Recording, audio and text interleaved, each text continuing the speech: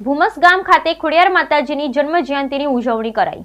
ભૂમસ ગામ ખાતે ખોડિયાર માતાજીની જન્મ જયંતિની ઉજવણી કરાઈ। મહુધા તાલુકાના ભૂમસ ગામ ખાતે જન્મ જયંતિની ધામધૂમપૂર્વક ઉજવણી કરવામાં આવી। મોટી સંખ્યામાં ગ્રામજનો ઉપસ્થિત રહ્યા। Bureau report Nishar Sheikh.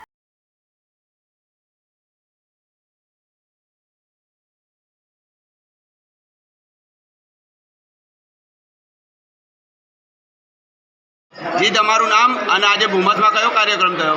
મારું નામ પટેલ રજનીકાંત રમાભાઈ છે। ભૂમસની અંદર આજે માં ખોડિયાર જયંતિનો મહાઉત્સવ ઉજવવામાં આવેલ છે। અહીંયામાં વર્ષો પુરાણે અહીંયા આ જગ્યા ઉપર પાણી આવેલું તે વખતે લાકડાની મૂર્તિ તરીકે આવેલા અહીંયા અને અહીંયા વસવાટ કરેલો ત્યારથી નાની મંદિર હતું।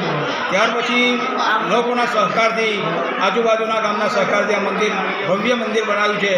અહીંયા માના પરચા પરંપરા છે। માના આંગણે એના દ્વારે કોઈ પણ વ્યક્તિ આવશે તે નિરાશ થઈને નહીં જાય। આ માની પારે તમારું કોઈ પણ કામ અટકેલું હોય તમે રવિવારે અહીંયા માતાજીને આવો અને માતાજીની લાપસી માનતા રાખો। તમારા 2 જ રવિવારની અંદર તમારું સમગ્ર કામ જે પણ હશે તે થઈ જશે। માતાની અત્યારે પરચા પરંપરા છે, તમે જોઈ શકો છો અત્યારે કેટલી માનવ વેદની આ પથ્થરમાં આવી છે। અહીંયા અમારા જે છોકરાઓ છે, વડીલો છે, તનતોડ મહેનત કરી છે। આ મંદિર ભવ્ય મંદિર બનાવ્યું છે।